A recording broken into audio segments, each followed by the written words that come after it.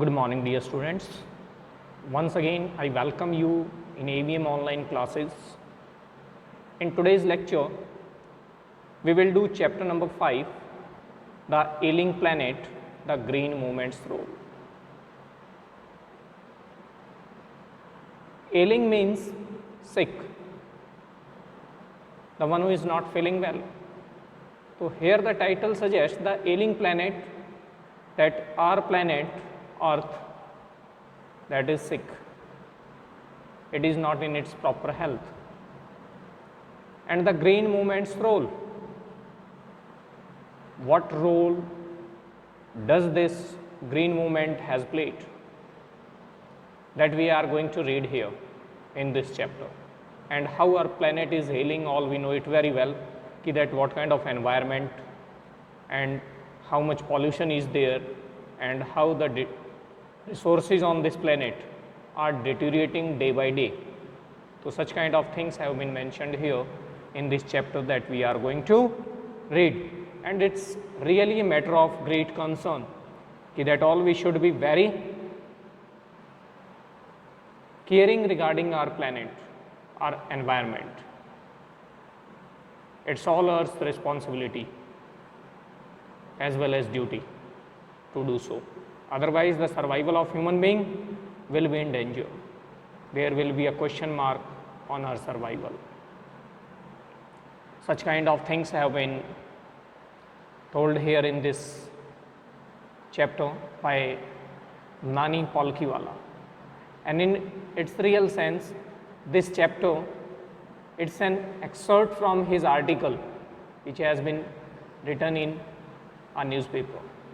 कि जो नानी पालखीवाला है, इन्होंने एक जो आर्टिकल लिखा है न्यूज़पेपर में, उसमें से लिया गया पार्ट है ये,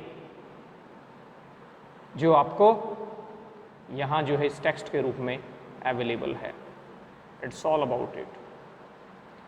Well, it has been told here in the very beginning, the following article was written by Nani Palkhiwala and published in the Indian Express on 24th November 1994. The issues that he raised regarding the declining health of the earth continue to have relevance. और यहाँ जिस तरह के issue को जो raise किया है author ने, राइटर ने, वो अभी आपको बताया कि वो एनवायरनमेंट को लेकर के है, हमारी अर्थ की हेल्थ को लेकर के है, कि किस तरह से वो अपनी डिक्लाइनिंग स्टेट में है, कि कंटिन्यूसली वो चीज़ें जो हैं और ज़्यादा हालात बिगड़ते जा रहे हैं, और वो चीज़ें हमें किस तरह से अफेक्ट कर रही हैं, किस तरह से हमारे सर्वाइवल के लिए मुश्किलें खड़ी कर रही हैं. That we are going to read here.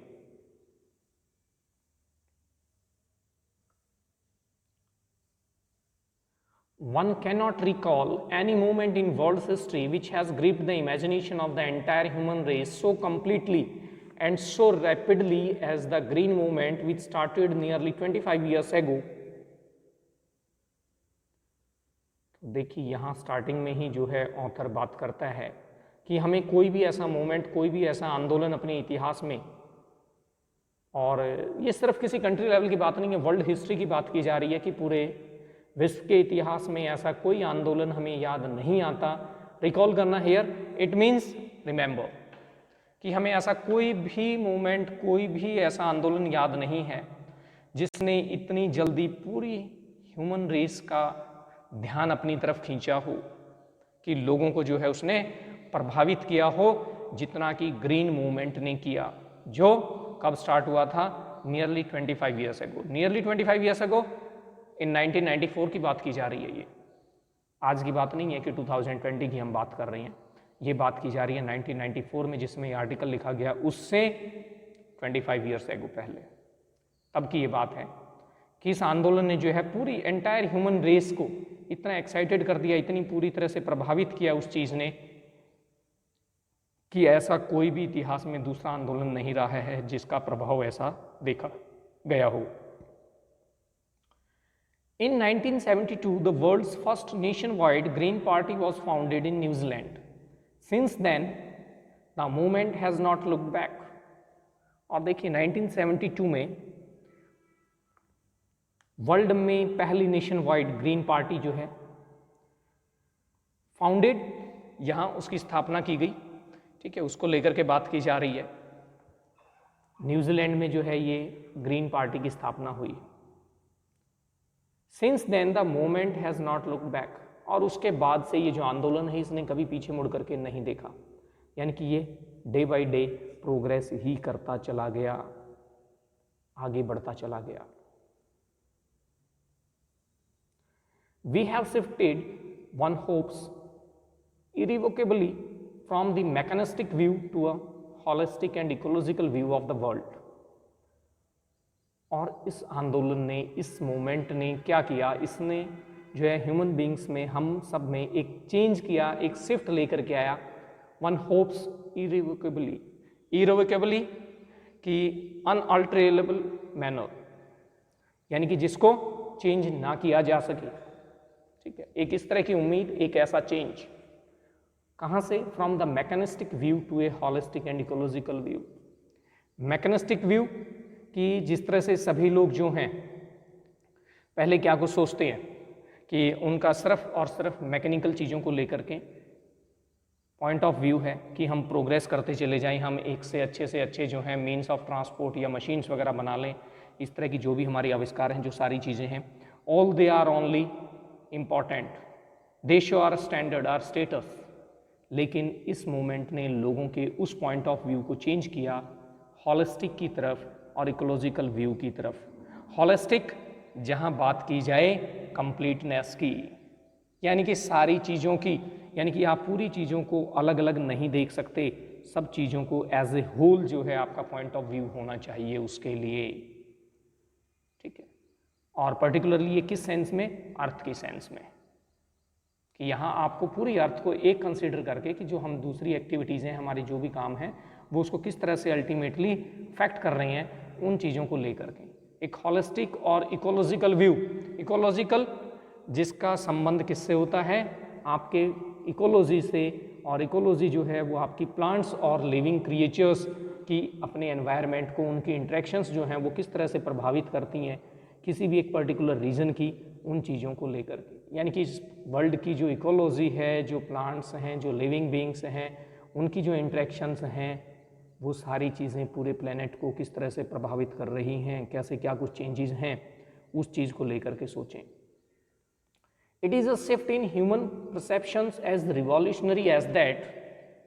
और ये जो शिफ्ट है, ये जो चेंज आया है ह्यूमन परसेप्शंस में, मानव के जो सोचने में, उसकी समझ में जो है, ये इतना ही रिवॉल्यूशनरी है, इतना ही क्रांतिकारी है, जैसे कि as that introduced by Copernicus, who taught mankind in the 16th century that the earth and the other planets revolved around the sun।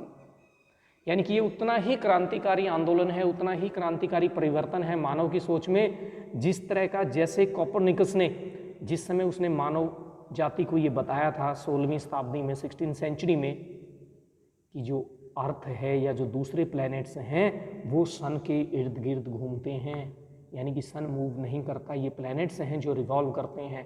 Otherwise इससे पहले था क्या कि सभी क्या सोचते थे कि जो सन है वो मूव करता है और इस तरह से चीज़ें हैं। तो कोपरनिकस ने जो है ये एक नया कंसेप्ट दिया था, उस समय लोगों को ये बातें समझाई, बताया कि वास्तव में होता क्या है। तो इसी तरह का ये क्रांतिकारी एक बदलाव है मानव की सोच में, उसकी परसेप्शन में, उसकी समझदारी में, कि इस अर्थ को जो है एज ए हॉलिस्टिक और इकोलॉजिकल पॉइंट ऑफ व्यू से अगर सोचा जाए तो इसका बेनिफिट किस में है, या हमारी एक्टिविटीज़ जो हैं वो हमें किस तरह की रखनी चाहिए, कैसे हम इन सारी चीज़ों को सुधारें। तो that is a great change और shift that we can say this moment has brought. For the first time in human history there is a growing world wide consciousness that the earth itself is a living organism, an enormous being of which we are parts. और देखिए, मानव के इतिहास में पहली बार है कि एक जो है पूरे वर्ल्ड वाइड लेवल पर, पूरे ब्रह्मांड में, पूरे संसार में जो है ये कॉन्शियसनेस, ये सचेतता जो है, ये जागरूकता जो है वो बढ़ रही है कि ये जो अर्थ है वो अपने आप में एक लिविंग ऑर्गेनिज्म है, ये नॉन लिविंग नहीं है। और जब लिविंग ऑर्गेनिज्म की हम बात करते हैं तो आगे लाइन में वही चीज़ें पढ़ेंगे कि जब एक जो लिविंग ऑर्गेनिज्म है उसकी अपनी कुछ नीड्स होती हैं, उसकी कुछ ज़रूरतें होती हैं, और वो ज़रूरतें उसकी पूरी होनी चाहिए, अदरवाइज़ वो लिविंग ऑर्गेनिज्म, उसका सारा का सारा सिस्टम जो है वो गड़बड़ा जाता है, वो फेल हो जाएगा। तो ये एक लिविंग ऑर्गेनिज्म है, an enormous being of which we are parts, यानी कि एक बहुत विशालकाय बड़ा जिसका हम सिर्फ एक पार्ट हैं, एक अंश हैं, हिस्सा मात्र हैं उसका। तो ये जो सोच डेवलप हुई है, ये जो चीज़ें समझ में आई हैं, it's a very tremendous. It has its own metabolic needs and vital processes which need to be respected and preserved. It has अर्थ कि इसकी अपनी मेटाबॉलिक नीड्स हैं, और जो साइंस के स्टूडेंट्स हैं वो सारे अच्छे से समझते हैं कि जो मेटाबॉलिक किस तरह से जो हैं वो होती हैं किसी भी लिविंग बीइंग के अंदर, जो है वो जो मेटाबॉलिज्म होता है, किस तरह से कोई भी जो चीज़ें हैं आप खा रही हैं और चीज़ें हैं, उन चीज़ों को आपकी बॉडी को एनर्जी प्रोवाइड करने के लिए, आपकी बॉडी को मेंटेन रखने के लिए इन मेटाबॉलिक रिएक्शंस की ज़रूरत होती है। अपनी मेटाबॉलिक नीड्स हैं, वाइटल प्रोसेस हैं, उसकी कुछ इंपॉर्टेंट प्रोसेसेस हैं जिनको कंटिन्यू किया जाना, प्रॉपर वे में कंटिन्यू रहना बेहद ज़रूरी है, उसके बिना बात नहीं बनेगी। उन चीज़ों की रिस्पेक्ट की जानी चाहिए, किसके द्वारा?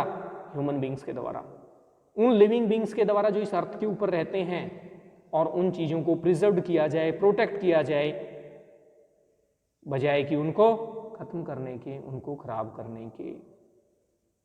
तो ये चीज़ है जो मानव को समझ में आई है, ह्यूमन हिस्ट्री में ये एक बहुत बड़ा चेंज है। The earth's vital signs reveal a patient in declining health.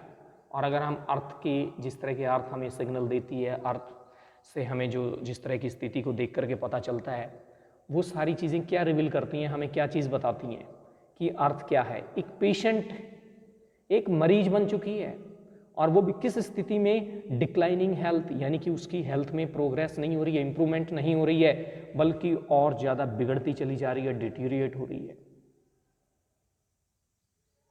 तो ये सारे जो अर्थ के अलग अलग जो वाइटल साइंस हैं उनसे हमें पता चलता है, उन इम्पॉर्टेंट इंडिकेशन से हमें पता चलता है कि वास्तव में स्थिति कैसी है।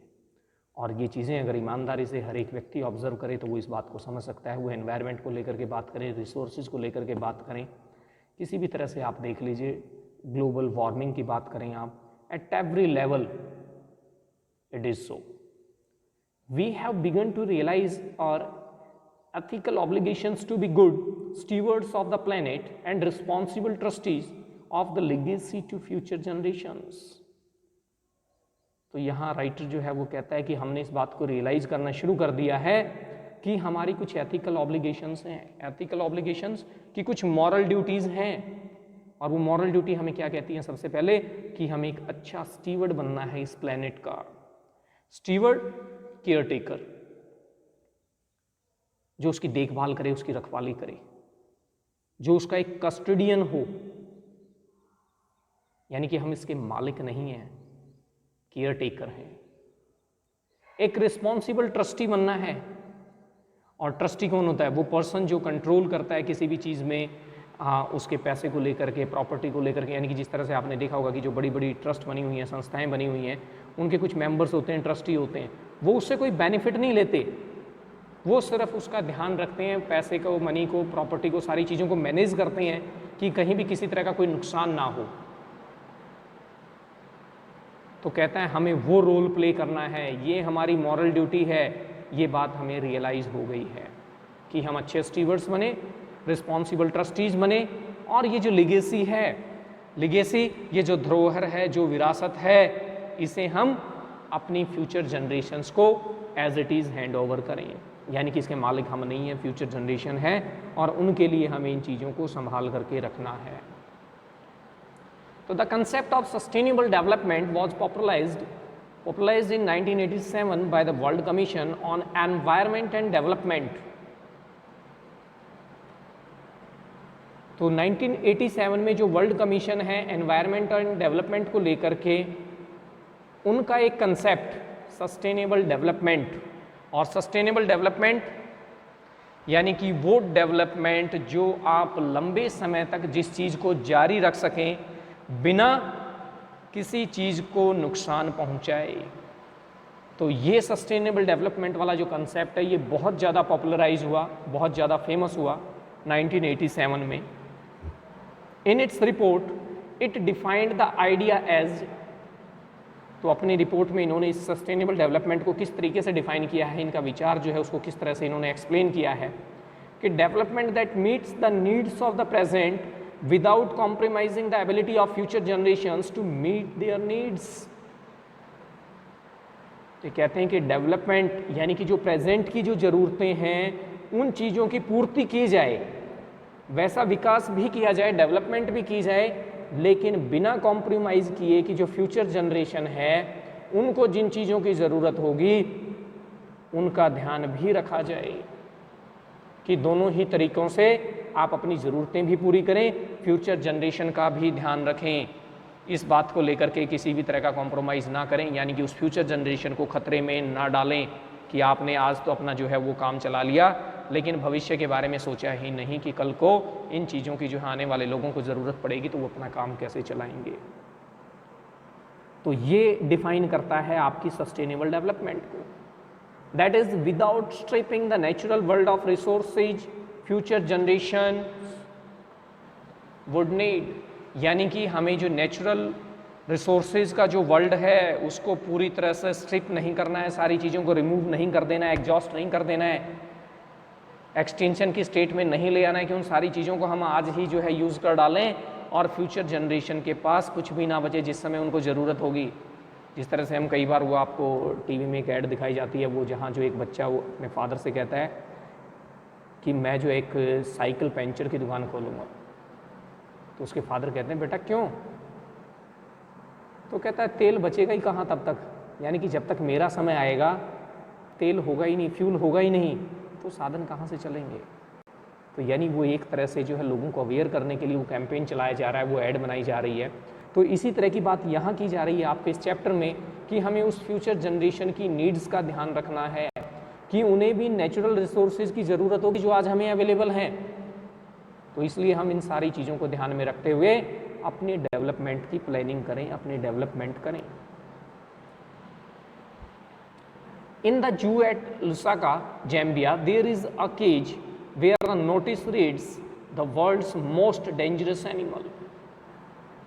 तो आगे ऑथर जो है वो हमें बताता है, एक एग्जाम्पल दे रहा है कि जाम्बिया जो कंट्री है वहाँ लुसाका एक जगह है, शहर है, वहाँ एक जू है।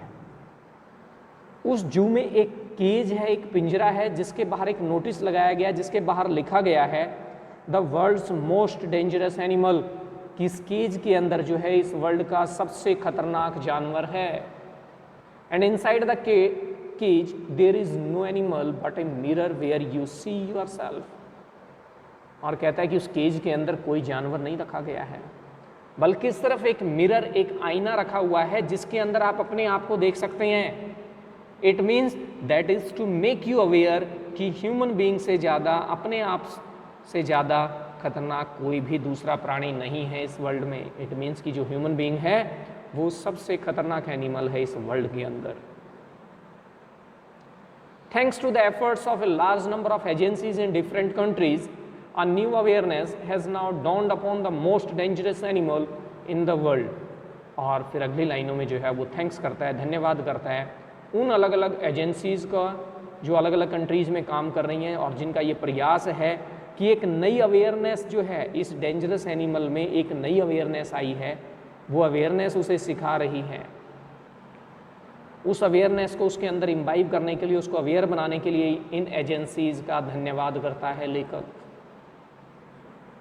He has realized the wisdom of shifting from a system based on domination to one based on partnership। और ही ह्यूमन बीइंग, वो डेंजरस एनिमल, तो कहता है उस डेंजरस एनिमल ने, उस ह्यूमन बीइंग ने इस बात को रियलाइज कर लिया है और इस बात को बड़ी बुद्धिमत्तापूर्वक अपनी बुद्धि का इस्तेमाल करते हुए, अपनी बुद्धिमानी दिखाते हुए कि वो शिफ्ट हो गया है, उसने अपने अंदर एक चेंज लेकर के आया है। किस चीज़ में? System based on domination to one based on partnership. यानी कि वो ये पहले ये मानता था कि जो हूँ मैं ही हूँ, मुझे ही सब कुछ चाहिए और मैं ही डोमिनेट करूँगा, सारी चीज़ों को मैं ही कंट्रोल करूँगा। कहता है इस माइंड सेट को उसने चेंज किया है और अब ये किस में चेंज हो गया है? बेस्ड ऑन पार्टनरशिप, कि भाई मुझे दूसरों के साथ चीज़ें साझा करनी है, उनके साथ मिलजुल करके चलना है, उनके साथ एक ट्यूनिंग बनानी है। यानी कि ये सारी चीज़ें सिर्फ मेरे अकेले के लिए नहीं हैं, ये चेंज आया है।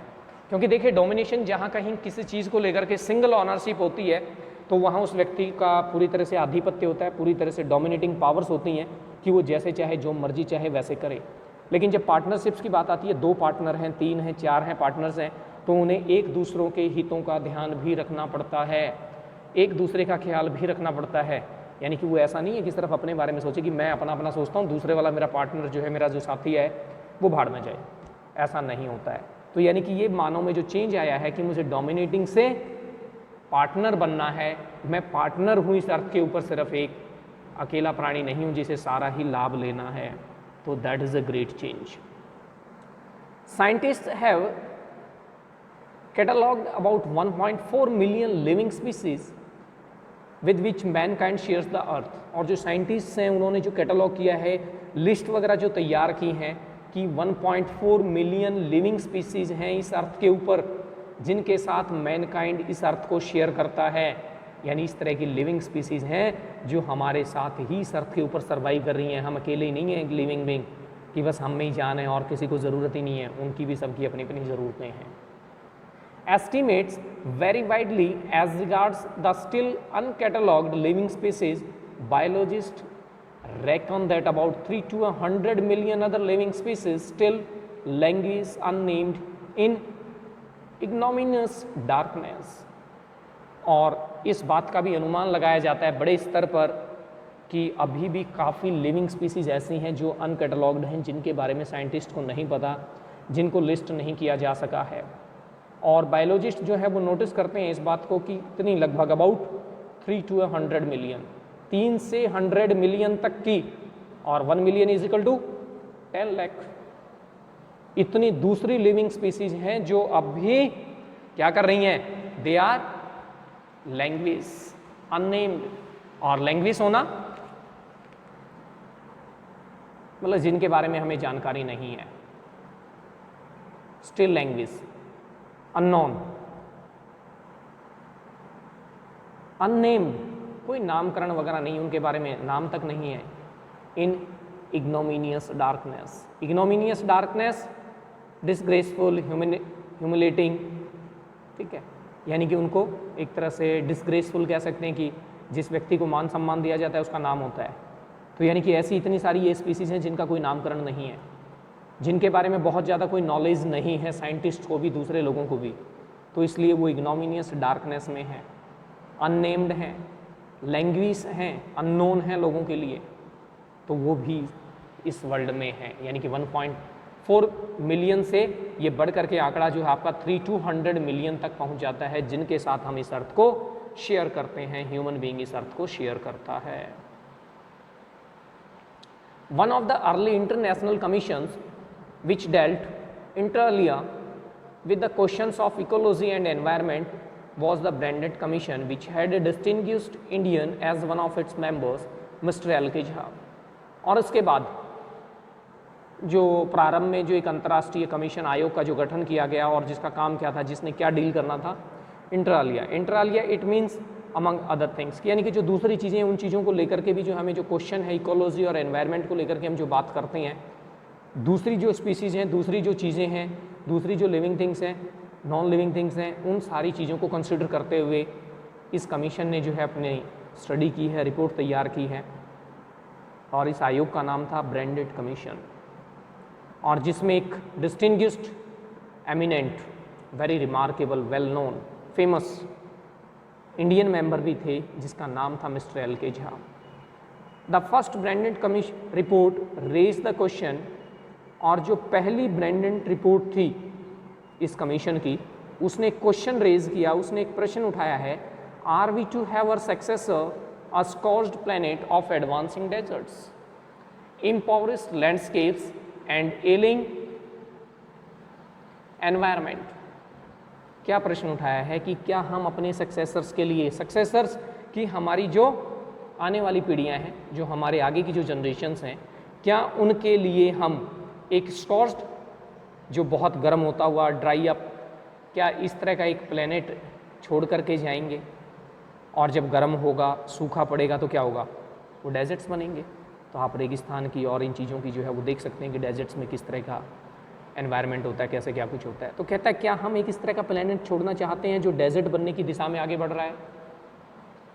इम्पॉवरिस्ड लैंडस्केप्स, इम्पॉवरिस्ड यानी कि जिनको हमने स्पॉइल कर दिया है, वो लैंडस्केप्स, वो ब्यूटीफुल सीनरीज जिनको हमने बेकार दिया है, बुरा हाल कर दिया है, एंड एलिंग एनवायरनमेंट, और साथ में बीमार होता हुआ हमारा एनवायरनमेंट, यानी कि एनवायरनमेंट भी ऐसा हो गया कि जिसमें सांस लेना भी दुभर है, आपको पीने के लिए जो है साफ़ पानी उपलब्ध नहीं है, सांस लेने के लिए शुद्ध हवा उपलब्ध नहीं है। तो इस तरह की जो चीज़ें हैं, हमारा सारा का सारा एनवायरनमेंट जो एलिंग है, बीमार पड़ा हुआ है, क्या ये चीज़ें हम अपने आने वाली पीढ़ी को सौंप करके जाना चाहते हैं? क्या ये सारी चीज़ें हम अपनी नेक्स्ट जनरेशन को देंगे? ये क्वेश्चन था उस ब्रेंडेंट कमीशन की रिपोर्ट का।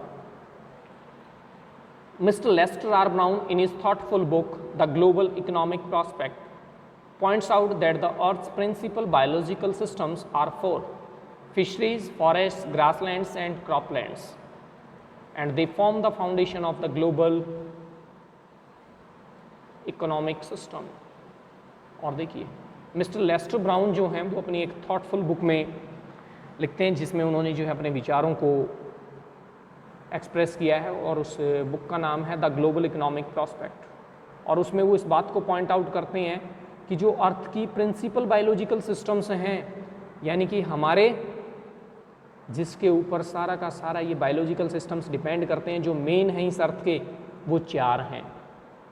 पहला फिशरीज, सी लाइफ से related, forests, grasslands and croplands, और ये सारी चीज़ें मिलकर के जो ग्लोबल सिस्टम है हमारा, उसकी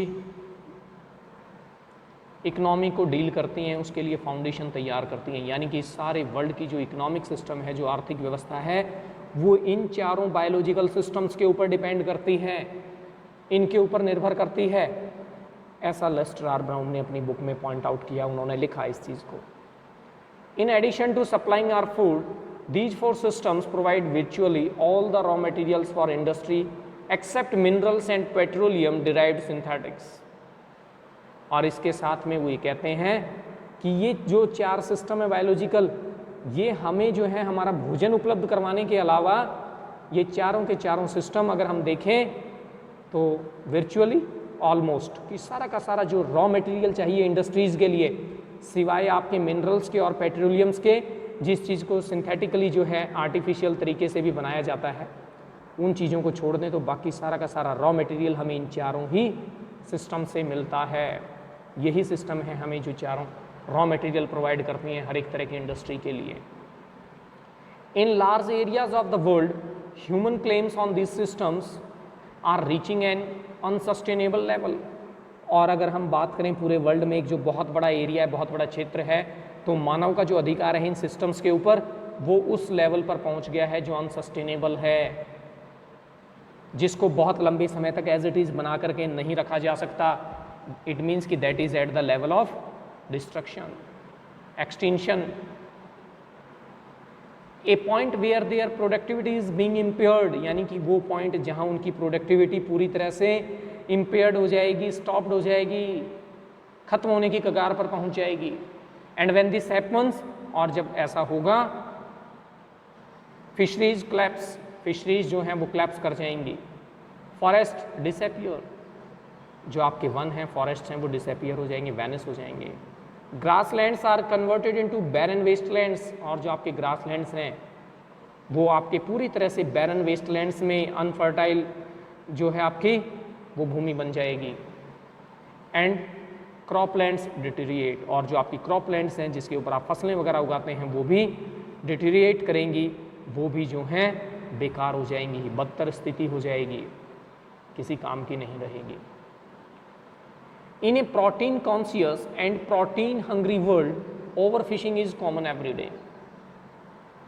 तो कहता है कि इस प्रोटीन कॉन्शियस और प्रोटीन हंग्री वर्ल्ड में, यानी कि जिस तरह से लोग जो हैं कि हमें प्रोटीन, ज़्यादा से ज़्यादा प्रोटीन चाहिए, जिस तरह से साइंटिस्ट, डॉक्टर्स वगैरह या जो हैं, ठीक है, फिजिकल हेल्थ के लिए, अच्छी हेल्थ के लिए, उन चीज़ों के लिए जो हैं लोग जैसे जैसे अवेयर हो रहे हैं, कॉन्शियस हो रहे हैं, तो प्रोटीन की डिमांड जो है वो बढ़ रही है।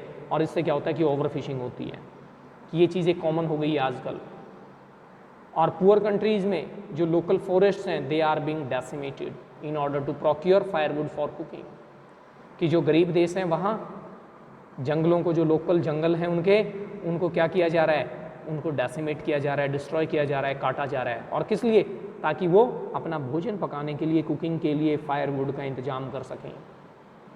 और ये चीज़ें कोई अपने देश में भी बहुत पुरानी नहीं है। हम सबको पता है कि जो रूरल एरियाज़ में पर्टिकुलरली चूल्हे वगैरह के ऊपर जो है किस तरह से खाना पकाया जाता है, उसके लिए ईंधन के रूप में लकड़ी का जो है वो मेनली यूज़ होता है। तो लकड़ियाँ कहाँ से आती हैं? पेड़ों से आती हैं, जंगलों से आती हैं। तो इसके अलावा जो है आज के समय में भी बहुत सारे ऐसे पुअर कंट्रीज़ हैं, गरीब देश हैं, जहाँ उनके पास फ्यूल का दूसरा ऑप्शन नहीं है, तो ऐसा ही किया जा रहा है। इसके अलावा भी और दूसरे बहुत सारे रीजन्स हैं जिनकी वजह से फॉरेस्ट्स को जो है क्लीन किया जा रहा है, डिस्ट्रॉय किया जा रहा है। In some places firewood has become so expensive that what goes under the pot now cost more than what goes inside it. और देखिए कितनी बढ़िया बात कही गई है कि कुछ जगहों पर तो हाल ऐसा है कि जो फायरवुड है आपकी, वो इतनी ज़्यादा महंगी हो गई है, लकड़ियाँ इतनी महंगी हो गई हैं कि आपके उस खाना पकाने वाले बर्तन के अंदर जो चीज़ पक रही है, जो चीज़ उसके अंदर डाली गई है, उसकी कीमत कम है, बजाय कि जो चीज़ उसको नीचे से हीट प्रोवाइड कर रही है उस लकड़ी के कंपैरिजन में। यानी कि आपके खाने की कॉस्ट कम है, उस ईंधन की, उस लकड़ी की कॉस्ट ज़्यादा है। काफ़ी जगह ऐसा हाल है। Since the tropical forest is in the words of Dr. Meyer, the powerhouse of evolution, several species of life face extinction as a result of its destruction. तो डॉक्टर मायर जो है उनके शब्दों में अगर हम बात करें तो जो ट्रॉपिकल फॉरेस्ट्स हैं आपके, और ट्रॉपिकल फॉरेस्ट्स जो ट्रॉपिक्स वगैरह पर, जिन्हें अगर आप एग्जैक्टली हिंदी में बात करेंगे तो उष्ण कटिबंधीय क्षेत्र जिन्हें कहा जाता है, आपने ज्योग्राफी वगैरह में ये चीज़ें पढ़ी होंगी, ठीक है। तो जो ट्रॉपिकल फॉरेस्ट्स हैं उन्हें क्या कह करके उसने एड्रेस किया है, the power house of evolution, कि ये आपके पावर हाउस हैं इवोल्यूशन के, gradual development of plants and animals evolution, यानी कि जहाँ उत्पत्ति होती है आपके प्लांट्स की, एनिमल्स की, उनको रहने के लिए जगह मिलती है, ग्रो करती हैं, अलग अलग स्पीसीज़ जो हैं वो लाइफ में एक्सटिंक्शन फेस कर रही हैं फॉरेस्ट ख़त्म हो जाने की वजह से। ये चीज़ें हम अच्छे से जानते हैं कि how many species are endangered और आर एक्सटेंटेड, कि वो चीज़ें विलुप्त हो गई हैं। और ये सब रिजल्ट है इस डिस्ट्रक्शन का, फॉरेस्ट डिस्ट्रक्शन का। It has been well said that forests precede mankind, deserts follow. और ये बहुत अच्छी बात कही गई है कि जो फॉरेस्ट्स हैं वो क्या करते हैं, मानव से पहले हैं, यानी कि मानव नहीं था तो जंगल ही जंगल थे। फॉरेस्ट्स प्रीसीड मैनकाइंड, कि जंगल मानव से पहले हैं, एंड डेजर्ट्स फॉलो, और मानव के बाद में जंगल हैं। यानी इट मीन्स कि मानव ने उन जंगलों को तहस नहस कर दिया, उनको ख़त्म कर दिया और भूमि को डेजर्ट में बदल दिया है। और डेजर्ट्स में क्या होता है, कुछ भी नहीं, नथिंग, कोई वेजिटेशन नहीं, कोई स्पीसीज़ नहीं जो वहाँ ग्रो कर सकें, डेवलप कर सकें, जो रह सकें। तो that is the Mankind who is responsible for all such things. The world's ancient patrimony of tropical forests is now eroding at the rate of 40 to 50 million acre a year, and the growing use of dung for burning deprives the soil of an important natural fertilizer. और जो world की एक ancient पैट्रिमोनी है, ancient पैट्रिमोनी यानी कि जो प्राचीन एक इनहेरिटेंस कह लीजिए, जो हमें चीज़ें विरासत में मिलती हैं, ये जो ट्रॉपिकल फॉरेस्ट से तो हमें विरासत में मिले। ऐसा तो है नहीं कि ये सारी चीज़ें हमने खुद जो हैं फॉरेस्ट को उगाया है, इतने सारे पेड़ों को उगाया, ये सारी चीज़ें हमने नहीं। तो कहता है ये सारी चीज़ें अब क्या हो रही हैं, इरोड हो रही हैं, ख़त्म होती चली जा रही हैं, ये ठीक है, डिस्ट्रॉय हो रही हैं। और इसका दर क्या है, रेट क्या है, 40 to 50 मिलियन एकड़ हर एक साल जो है वो जंगल नष्ट हो जाता है, ख़त्म हो जाता है। और इसके पीछे फिर दूसरा जो ग्रोइंग यूज़ ऑफ डंग, ये जो आपके डंग्स, गाय भैंसों का जो गोबर वगैरह होता है, जो उपले होते हैं, ठीक है, जिनको यूज़ किया जाता है जलाने के लिए, कहता है इसका भी हम यूज़ वहाँ करते हैं। अगर इसको सॉइल में डाला जाए तो जो एक एज ए फर्टिलाइज़र, मैन्योर ये जो काम करेगा, तो सॉइल को जो है वो नेचुरल फर्टिलाइज़र भी नहीं मिल पाता। The world bank estimates that A 5-fold increase in the rate of forest planting is needed to cope up with the expected fuel wood demand in the year 2000। और ये देखिए अब तो हम 2020 में, उससे पहले की काफ़ी समय की बात है, कि जो वर्ल्ड बैंक है वो एक अनुमान लगाता है कि हमें 5 गुना बढ़ाना पड़ेगा फॉरेस्ट प्लांटिंग को अगर हमें 2000 साल तक जो है 2000 ईयर तक जो है फ्यूल वुड की डिमांड को फुलफिल करना है तो, लेकिन ऐसा कुछ हो नहीं पाया। James path, the president of the world resources institute, said the other day, और जेम्स पैथ जो कि प्रेसिडेंट हैं वर्ल्ड रिसोर्सेज इंस्टीट्यूट के, उन्होंने कहा एक दिन कि we were saying that we are losing the forest at an acre a second, कि हम कह रहे थे कि हम जो है प्रति सेकंड 1 एकड़ फॉरेस्ट जो है वो लूज़ करते जा रहे हैं, but it is much closer to an acre and a half to a second. तो उन्होंने इसको स्टैटिस्टिक्स को, इस आंकड़े को सुधार करके कहा कि ये 1 नहीं, ये 1.5 एकड़ के आसपास है जो हम प्रति सेकंड लूज़ कर रहे हैं अपने फॉरेस्ट को। Article 48A of the Constitution of India provides that the state shall endeavor to protect and improve the environment and to safeguard the forests and wildlife of the country। भारतीय संविधान का article 48A ये प्रावधान करता है कि जो state हैं, जो राज्य हैं, वो अपने अपने क्षेत्र में जो फॉरेस्ट और वाइल्ड लाइफ है, अपने एनवायरनमेंट को इम्प्रूव करने के लिए उनको प्रोटेक्ट करेंगे, सेफ गार्ड करेंगे, उनकी रक्षा करेंगे, उनको ख़त्म नहीं होने देंगे। But what causes endless anguish in the fact that laws are never respected nor enforced in India. कहता है लेकिन जो सबसे एंडलेस एंग्विश है, यानी कि एक ऐसी निराशा जिसका कोई अंत नहीं है हमारे अंदर, जो निराशा की भावना है, और वो किस कारण से है कि जो लॉज हैं, जो कानून हैं, they are never respected nor enforced in India, कि उनमें कभी भी जो है उन कानूनों को वो रिस्पेक्ट नहीं मिलती, लोग उसको अपनी स्वेच्छा से पालन नहीं करते, और ना ही उनको एनफोर्स किया जाता, ना ही उनको लागू किया जाता सरकार के द्वारा कि ज़बरदस्ती की ये कानून है और इसे आपको मानना होगा, ऐसा नहीं होता। फॉर इंस्टांस, आगे ये ब्रैकेट में एक एग्जाम्पल दिया है क्योंकि ये इससे एनवायरनमेंट से रिलेटेड नहीं है, अलग है, तो इसलिए ये एग्जाम्पल के लिए, the constitution says that casteism, untouchability and bonded labour shall be abolished, but they flourish shamelessly even after 44 years of the operation of the constitution। कहते हैं कि हमारा संविधान तो ये भी कहता है कि जो कास्टिज्म है, जातिवाद है, अनटचेबिलिटी, छुआछूत जो है, बॉन्डेड लेबर, बंधवा मजदूरी जो है, ये सारी चीज़ें खत्म हो जानी चाहिए थी, लेकिन कॉन्स्टिट्यूशन को लागू हुए इतने साल हो चुके हैं, उसके बावजूद भी ये सारी चीज़ें बड़ी शेमलेसली तरीके से बेशर्मी के रूप में पनप रही हैं, फल फूल रही हैं। यानी कि आज के समाज में हमें कास्टिज्म भी देखने को मिलता है, अनटचेबिलिटी भी देखने को मिलती है, बॉन्डेड लेबर भी देखने को मिलती है, ये सारी चीज़ें हैं। तो यानी ये बताने के लिए कि हमारा कॉन्स्टिट्यूशन तो बहुत कुछ कहता है, बहुत कुछ प्रावधान है, लेकिन वैसा हो नहीं पाता जैसा होना चाहिए। A recent report of our Parliament's estimates committee has highlighted the new catastrophic depletion of India's forests over the last 4 decades। कि एक अभी हाल ही में जो पार्लियामेंट की एक एस्टिमेट कमेटी है जिसने एक रिपोर्ट प्रस्तुत की है और इस बात का उल्लेख किया गया है, हाईलाइट किया गया है कि भारत में जो फॉरेस्ट्स हैं, और लगभग पिछले 4 दशकों में ये बात की जा रही है आपकी कब की, 60s, 70s, 80s and 90s की। डिकेड होता है 10 साल का जो एक टाइम पीरियड है, कि वो क्या है, द नियर कैटास्ट्रॉपिक डिप्लीशन, कैटास्ट्रॉपिक डिप्लीशन की जो डिजास्ट्रस एग्जॉशन, यानी कि बेहद दुर्गति, बेहद गंभीर स्थिति में हैं, उनका हाल बहुत बुरा है। India according to reliable data is losing its forest at the rate of 3.7 million acres a year. और जो एक डाटा है जो बड़ा विश्वसनीय है, वो ये कहता है कि भारत में जंगल जो हैं वो 3.7 मिलियन एकड़ प्रति वर्ष की दर से घट रहे हैं। Large areas officially designated as forest land are already virtually treeless. और कहता है बहुत बड़े बड़े क्षेत्र जो ऑफिशियली अगर देखा जाए कागज आपके डॉक्यूमेंट्स में, और जो पेपर्स जो कहते हैं, जो कागज कहते हैं सरकारी, कि उनमें तो वो जंगल हैं, लेकिन वो पहले ही वास्तव में ट्रीलेस हो चुके हैं, वहाँ पेड़ वेड़ नाम की कोई चीज़ नहीं है। गवर्नमेंट की फाइलें जो हैं वो बोलती हैं कि यहाँ फॉरेस्ट होना चाहिए, लेकिन वहाँ एक पेड़ भी नहीं है, ट्रीलेस है।